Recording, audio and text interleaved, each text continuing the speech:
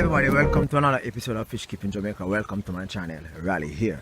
Now today I'll be talking about a topic I do not know if I can give you a time frame from the beginning because it's a topic that's really heavy. It's about the whole idea of penning out whether or not you can use plants to filter your pond having no mechanical nor biological filtration system, meaning that it's only total plants. Alright, so I have several ponds. I have a total of about 27 tanks and ponds, right? And they are all over the place. And I have most of my ponds, as I shared the other day in a video, most of my ponds are not filtered mechanically nor biologically. They have plants in them. And the plants at times, as a result of the sun, right, as a result of the sun, because I live in the tropics and it's really hot. The tropics experience two definite climatic conditions. It's either a wet season or a dry season. So the wet season starts June 1st and it ends November the 30th. And from December 1st coming straight to about the end of May, it's usually very warm, a lot of drought. You have the heat is like it turn up on the stove. All right, so during this period I have a lot of plants dying, and I also suffer from a rapid evaporation from my ponds. Okay, with all that said, and I'm near 2 minutes, I've not yet delved into the matter in which I want to look at. All right, let's go a little further. Now, you have several different species of fish. Some fish are delicate, while some fish are regarded as hardy fish. Hardy fish are like molly, swordtail, guppy, platies, right? You can see some barbs too, like tiger barb, filament barb, and cherry barb, right? These fish are hardy fish.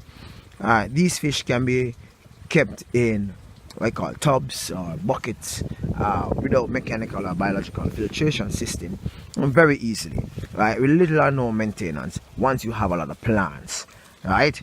Also, small cichlids can be kept in tubs, for example Menganos, Demasoni, once the stock ratio is not too high, meaning that, for example, a bucket like these, I would only keep probably an average of about 5 Mengano or Demasoni in one, right? For let's say my IBC tote, it's 250 gallon. This 250 gallon, I have roughly about 55, I think it's 55, I'm not 100% sure, Jack Dempsey in it. Yes, it's a little bit it's getting a little bit crowded. That's the reason why I took out I think it was 75 juvenile Jack Dempsey, and I have placed them into this tub, right? It is hoped that during the summer I'll make a pond somewhere right down there, and I'll be able to put all my Jack Dempseys in that pond, and they will grow out to be healthy boys and girls. Okay, so some fish can work well without mechanical or biological filtration.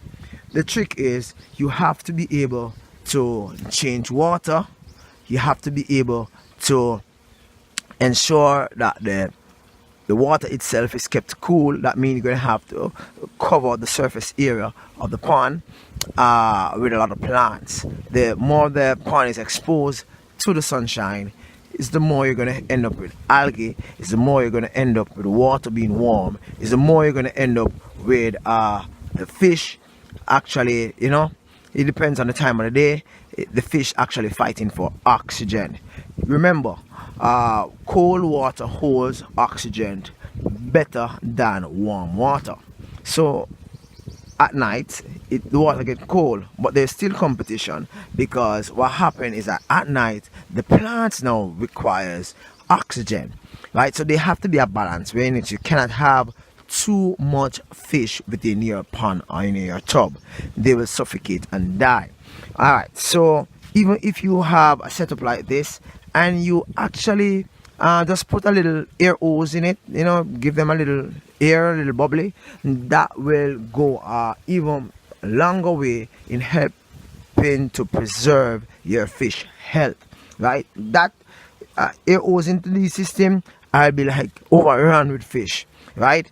uh how do I know that my fish is healthy? How do I know that I am keeping my fish the best way? That's a typical question a lot of persons ask, right? All right, so as I said before, I don't know if I'll be able to time this thing, but I have to just share all this one time.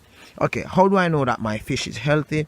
How do I know that I am keeping them properly? One, if they reproduce. Right? Fish reproduce in conditions that is appropriate. That's good for the health. Alright. Two, whenever the fish actually eat food, eat a lot, it shows that the fish is healthy. Another thing you can look at is whether or not the fish is getting sick very often. If the fish is getting sick very often, that means something is wrong. And I'll share the last one with you because of time, right? If you realize that your fish is becoming overly aggressive, and at times fish is actually jumping from your pond or your aquarium, something is wrong. It's either the tank mates or the water parameters, the pH system, the temperature, something is off and you would need to check it. Alright, I do not want to go too long, so if you have any other pathways in which you wish for me to share with you, you can go ahead and let me know and I'll do a video on that. But for now, this is it with regards to setting up your ponds or your tubs at the back of your yard.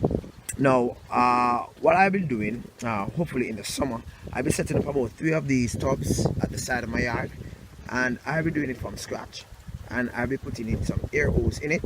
So I'll do that and I'll show you steps in which I take, and I'll be actually shopping for fish, and you could help me pick up the fish that is appropriate. I'll also have some stock aquariums, probably about 6, 7 tanks, and all will be shelved, so you can see some of my sample fish which I actually keep. Right, thank you very much for watching. It has been a really awesome experience. I appreciate you subscribing. I appreciate you stopping by. Thank you very much. If you have any comments, whether good or bad, share them and I'll be glad to respond. Bye bye for now. Rally here. Peace.